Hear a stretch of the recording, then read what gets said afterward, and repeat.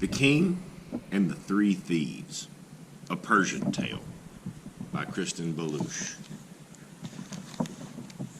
Long ago, in the faraway land of Persia, there lived a king with a long, magnificent mustache. His name was King Elvis, and he loved to eat. Every night he ate extravagant dinners, but every night he ate alone. One evening, the king sat down to a dinner of fish with pomegranates over saffron rice. But when he tried to pick up the fish, it began to hop around the dish. The king could not eat his dinner, so he sent for his trusted counselor, the Vizier. The Vizier looked at the fish. "Your Majesty, it is a sign. There are hungry people in your kingdom. Feed them, and you will be able to eat your dinner." King Elvis wrapped up some food, disguised himself as a poor man, and slipped out of the palace. He searched through his kingdom until he came upon three men in ragged clothes whispering around the fire. The first man had red, round lips. The second had brilliant eyes, and the third had a tremendous nose. The king shared his dinner with the three hungry men. After dinner, as they relaxed around the fire, the men shared their secret with the king.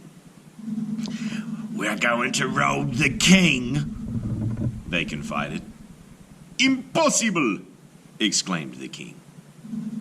"Not with our special powers," the first thief whispered through red, round lips.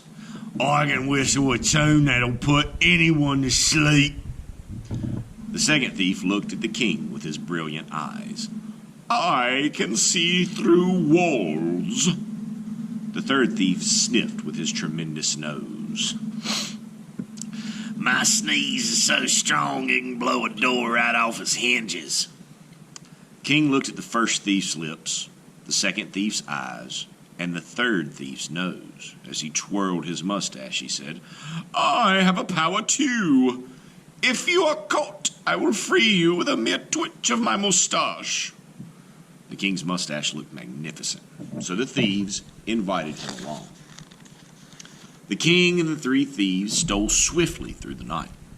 When they reached the palace, the first thief went up to the gate, pursed his round lips, and whistled a soft The air became still and heavy. All the guards fell into a deep sleep and slowly sank to the ground. The first thief waved for the others to join him. The king stared at his sleeping guards in disbelief. The second thief looked in each direction, then led them through a maze of odd little doors until they came to a beautiful mosaic door. The king was amazed. The thieves had actually found his treasury. The third thief motioned to the others to stand back. His nose started to tremble and quiver. Achoo! He sneezed a great sneeze. It blew the great door right off its hinges. The king was stunned. Before them stood a brilliant chamber, full of magnificent treasures. The thieves giggled with joy as they stuffed their sacks with sparkling gems and shiny gold coins. Then they placed the door back on its hinges and crept out of the palace with the bewildered king trailing behind them. Back around the fire, the thieves shared their stolen treasure with the king.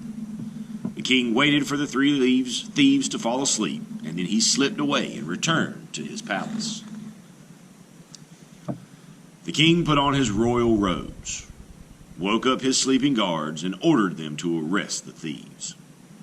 Soon the king's guards were dragging the thieves across the square through the palace into the crowded court, and the king sent for his vizier. The vizier looked over the three thieves.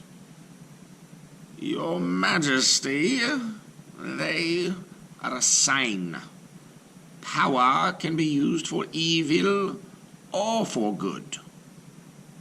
The king looked sternly at the vizier. "These men are thieves," and he marched up to his throne. The great Persian king looked down at the frightened thieves. "So you thought you could rob the king?" he bellowed. The three thieves pleaded their innocence. King Abbas threw off his royal robes, revealing the ragged clothes underneath. The court gasped. The thieves begged to be forgiven, but the king just beckoned his guards.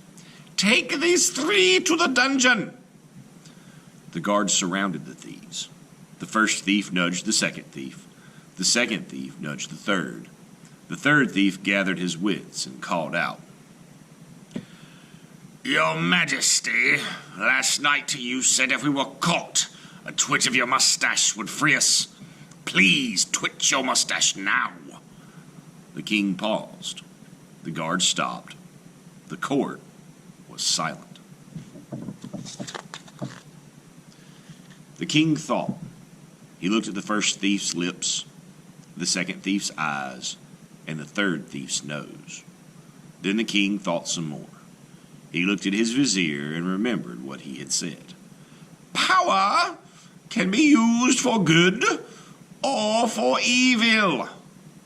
Slowly, a smile spread across the king's face, and then his mustache began to twitch. At last, the king declared, "A king never breaks his promise. All three of you shall live in the palace.